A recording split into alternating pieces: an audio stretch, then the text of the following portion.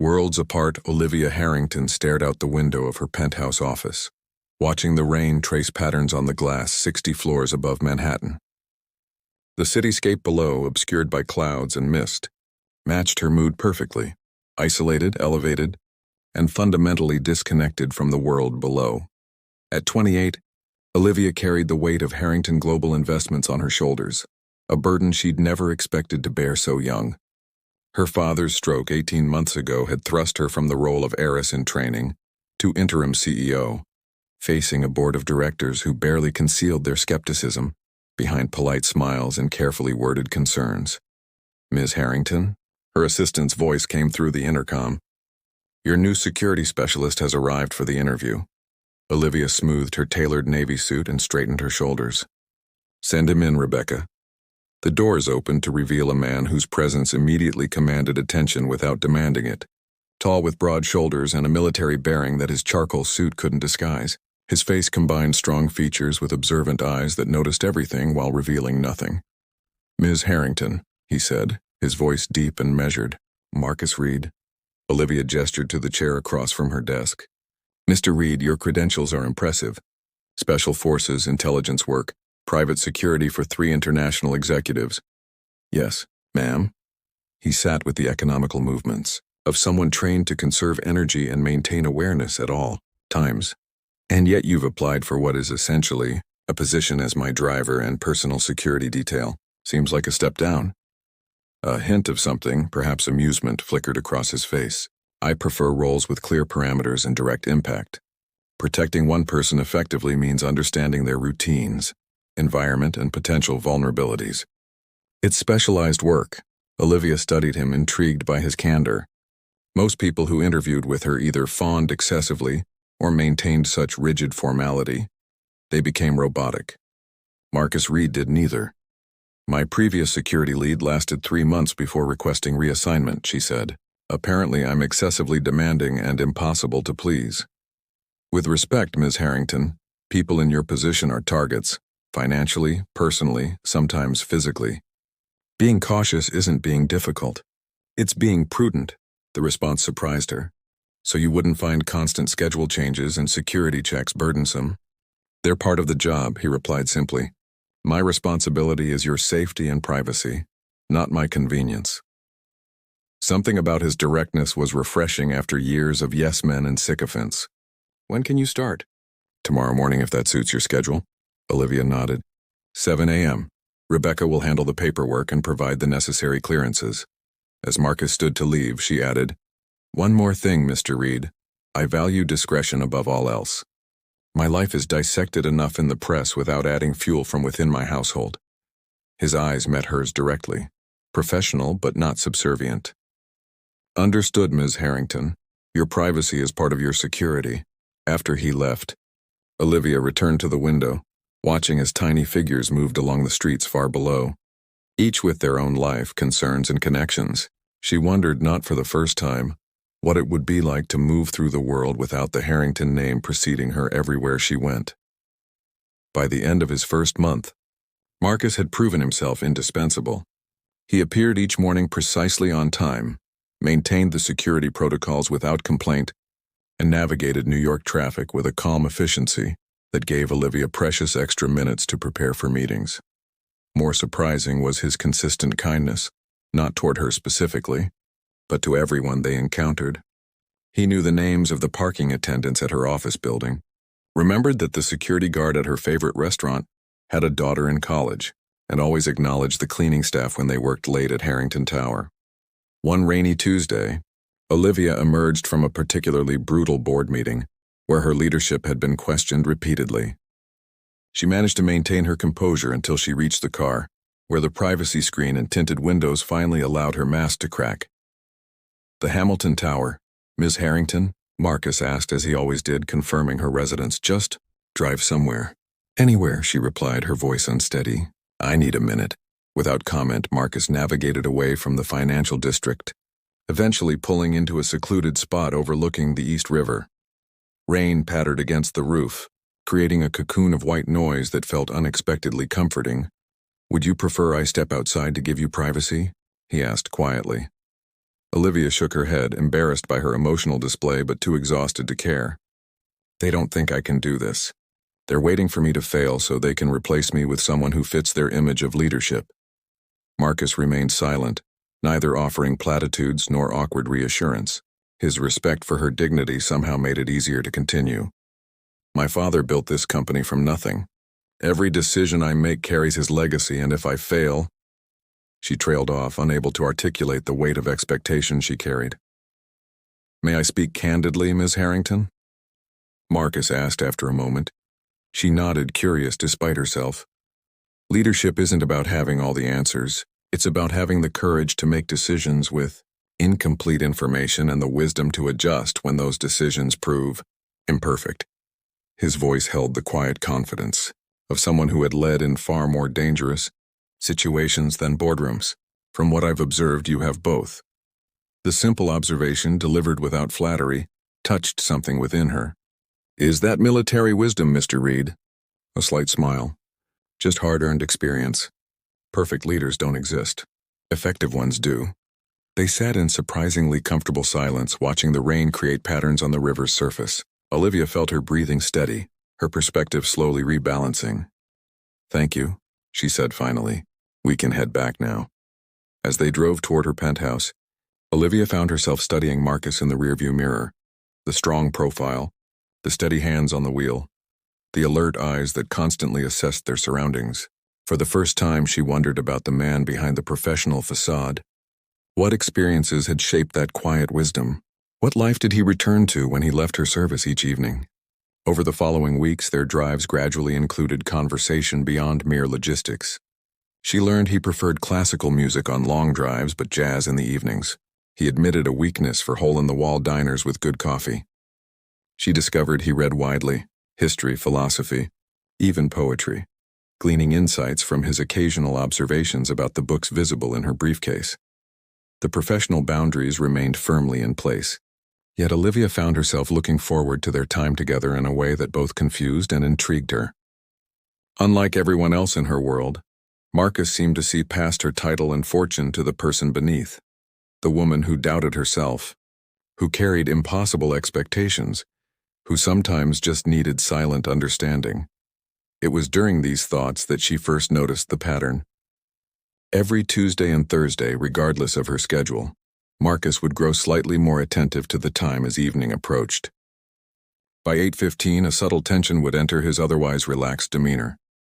At precisely 8:30, he would ensure she was safely delivered wherever she needed to be, then politely request to end his shift, citing standing personal commitments. Olivia respected his privacy too much to ask directly, but curiosity nagged at her. In a world where people routinely canceled personal plans to accommodate her schedule, Marcus's unwavering commitment to these mysterious Thursday and Tuesday evenings became increasingly intriguing. Who was the man behind the professional mask? And what or who commanded such dedicated attention in his life outside Harrington Global? The questions lingered in her mind long after Marcus delivered her safely home each evening, creating an awareness of him that extended far beyond his role as her employee. An awareness that both thrilled and troubled her, as the lines between professional appreciation and personal interest began to blur. Secret Lives one Thursday evening, Olivia's curiosity finally overcame her better judgment. After Marcus dropped her at home and departed at precisely 8:30, she instructed her driver Thomas to follow his car at a discreet distance. Ms. Harrington, are you sure this is appropriate? Thomas asked hesitantly. No, Olivia admitted, but I'm doing it anyway. They followed Marcus to a modest neighborhood in Queens, where he parked outside a weathered brick building with a sign reading, Riverside Community Center. Olivia waited several minutes before entering, slipping in quietly to find a converted gymnasium where Marcus was teaching self-defense techniques to a dozen teenagers. Remember, this isn't about hurting others, he was saying, his voice carrying authority and compassion simultaneously. It's about protecting yourself and building confidence. Watching from the shadows, Olivia saw a different Marcus than her security specialist, patient, encouraging, occasionally breaking into a smile that transformed his serious features. He gave special attention to a teenage girl whose movement seemed more fluid and focused than the others. Excellent form, Zara, Marcus praised. Show them the sequence again. The girl, perhaps 16 with determination evident in every movement, demonstrated a complex defensive maneuver. The other students applauded her skill. Ms. Harrington? Olivia startled at Marcus's voice directly behind her. She hadn't seen him approach. Embarrassing considering he was her security specialist. What are you doing here? He asked quietly. For once, Olivia Harrington found herself speechless. I was curious. Before Marcus could respond, the teenager named Zara approached. Coach Reed, is everything okay? Everything's fine, he assured her. This is a friend of mine. I'm Olivia. She introduced herself, deliberately omitting her last name. Zara Amari, the girl replied. Are you here to join our class? We need more women. I was just observing today, Olivia said, feeling increasingly uncomfortable with her intrusion. After class ended, Marcus walked Olivia to her waiting car. I apologize for following you, she said. It was inappropriate and invasive. Yes, it was, Marcus agreed, his voice neutral, though perhaps understandable. Security works both ways. You needed to know who was protecting you. That's not why. Olivia stopped herself. Those kids clearly respect you. They're good kids. Just need someone to believe in them. After a moment's consideration, Marcus added, Would you like to know more, or would you prefer we maintain professional boundaries? The question hung between them, an acknowledgement of the line they were approaching and an opportunity to step back from it. Tell me, Olivia said softly. During the drive back to her penthouse, Marcus shared his story, growing up in foster care after his parents died, finding structure in military service, and his commitment to giving back to kids facing similar challenges. Zara's special, he explained. Her family fled Syria 3 years ago. She's brilliant, national chess champion in her age group, straight A student, but opportunities are limited. You care about them, Olivia observed. It's more than just volunteering. They remind me what matters, Marcus replied simply. Beyond security protocols and corporate hierarchies. As they reached her building, Olivia felt something shift between them. A new understanding that went beyond employee and employer. Thank you for sharing this with me, she said as he opened her car door. Thank you for asking, he replied, their eyes meeting for a moment longer than professionally appropriate. The distance between their worlds suddenly felt both vast and surprisingly bridgeable. Crossing lines, the Harrington Global Charity Gala was in full swing when Marcus spotted him. Charles Wellington III approaching Olivia with predatory confidence. As head of Wellington Industries, Charles had been pursuing both business partnerships and personal connections with the Harrington heiress for months. Movement at your 2 o'clock, Marcus murmured into his communication device. Wellington incoming. Olivia's barely perceptible nod was their established signal. She didn't want interruptions unless she activated their extraction code. Minutes later, Marcus watched as Olivia's body language shifted from polite engagement to subtle discomfort, as Charles's hand lingered too long on her arm. When Charles leaned closer, whispering something that made Olivia stiffen, Marcus moved without conscious decision. Ms. Harrington, he said smoothly, appearing at her side. Your call with Tokyo is in 5 minutes. The relief in her eyes was instant. Thank you, Mr. Reed. Charles, you'll excuse me. Wellington's expression hardened. Surely Tokyo can wait. We were just getting to the interesting part of our conversation. International markets wait for no one, Olivia replied with practiced charm, already stepping away. In the empty corridor outside the ballroom, Olivia exhaled deeply. Thank you. He was becoming insistent. Just doing my job, Marcus replied, though they both recognized his intervention had been more personal than professional. Was there really a Tokyo call? No, he admitted. But I can arrange one if needed for appearance's sake. Olivia laughed, a genuine sound rarely heard in her corporate environment. The sound did something unexpected to Marcus's carefully maintained composure. You're good at rescuing me, she said, her eyes meeting his with new awareness. You rarely need rescuing. Ms. Harrington, Olivia, she corrected softly. After hours, when it's just us, I think you could call me Olivia. The shift to first names marked a boundary crossed. They stood too close in the dimly lit corridor. Professional protocols momentarily forgotten. Olivia, Marcus repeated, her name sounding different in his voice. The moment stretched between them, tension building until Marcus took a deliberate step back. We should return to the gala. Yes, Olivia agreed, though neither moved immediately. We should. 2 weeks later, crisis erupted when Harrington Global was implicated in a labor scandal involving overseas factories. Though the practices predated Olivia's leadership, the media firestorm targeted her specifically. Late that night, reviewing documents in her penthouse to clear the company's name, professional boundaries finally collapsed. What began as Marcus offering quiet support became a moment of shared vulnerability when Olivia admitted her fears of failing her father's legacy. "You're not your father," Marcus said, his hand covering hers. "Maybe that's a good thing." The touch ignited something that had been building between them for months. When Olivia leaned forward, Marcus met her halfway, their kiss beginning tentatively before deepening with unleashed emotion. Morning brought complications as reality intruded on their moment of connection. Marcus expressed concern about the power imbalance in their relationship, while Olivia worried he might see her as just another privileged person taking what she wanted.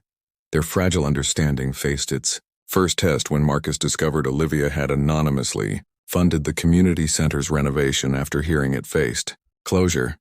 "You should have talked to me first," he said, the hurt evident beneath his controlled tone. "Those kids don't need charity, they need sustainable support and respect." "I was trying to help," Olivia countered, frustrated. "What good is having resources if I can't use them when needed?" "It's not about the money," Marcus replied. "It's about understanding the difference between solving a problem and empowering people to solve it themselves." Their argument exposed the fundamental differences in their perspectives, differences shaped by the vastly different worlds they inhabited. Public exposure. The headline splashed across every tabloid and gossip site. Harrington heiress and her bodyguard. Forbidden romance exposed. The paparazzi photos showed Marcus and Olivia in an unmistakably intimate moment on her penthouse balcony. Within hours, Olivia's phone exploded with calls from board members expressing concerns about company image, while Marcus faced snide comments from colleagues about sleeping his way to the top. "This will blow over," Olivia insisted during a tense meeting in her office. "People will find something else to gossip about next week." "It's not just about gossip," Marcus replied, his professional demeanor firmly back in place. "These photos compromise your security. Anyone studying them now knows exactly who to target to get to you." The pressure intensified when Olivia's mother, Eleanor Harrington, returned from her extended European trip, summoning them both to the family estate.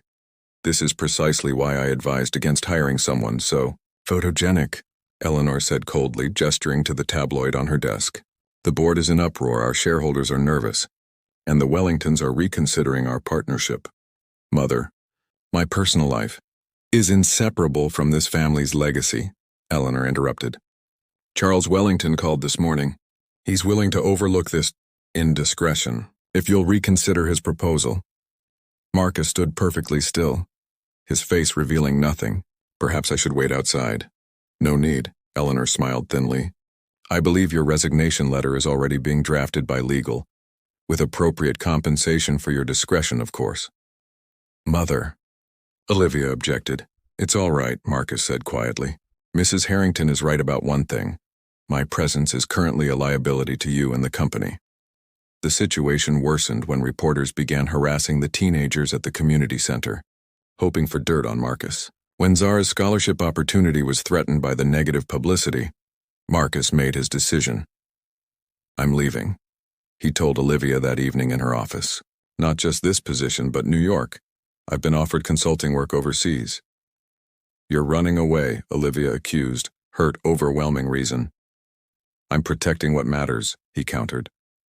"Those kids deserve better than becoming collateral damage in a tabloid war, and you deserve to lead your company without this distraction."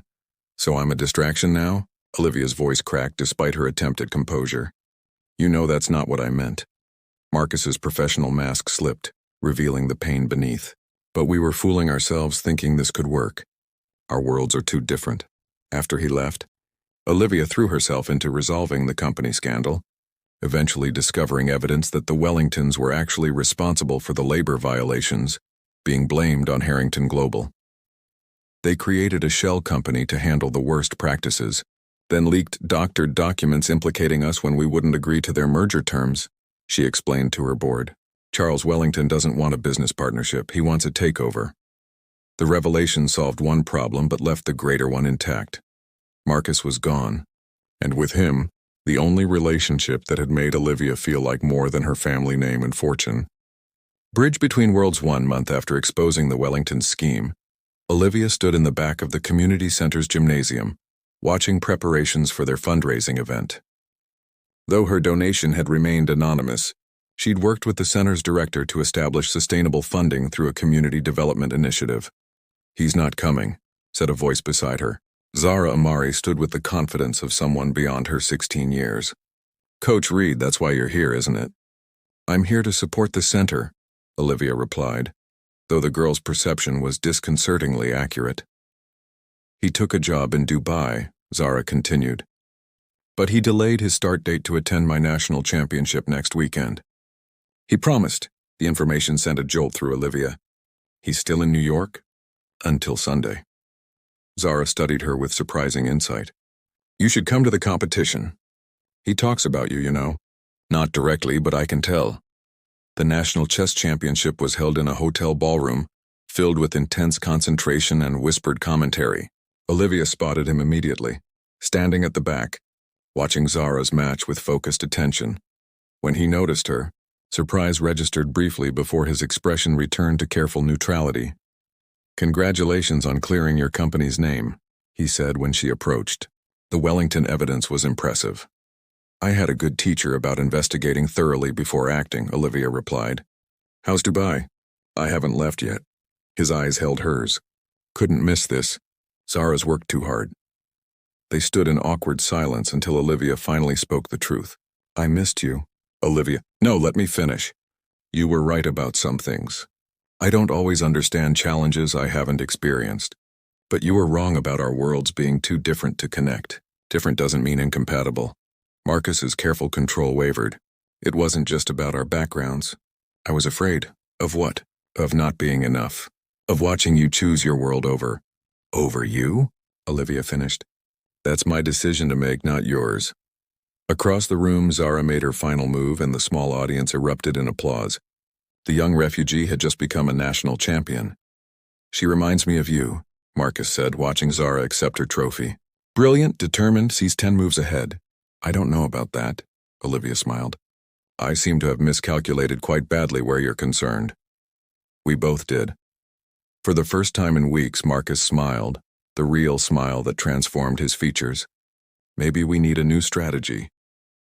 6 months later, the Harrington Foundation for Community Development opened its headquarters adjacent to the expanded community center. Inside, Olivia worked alongside her new director of security operations, Marcus Reed, who divided his time between corporate security and continuing his youth programs. Their worlds remained different.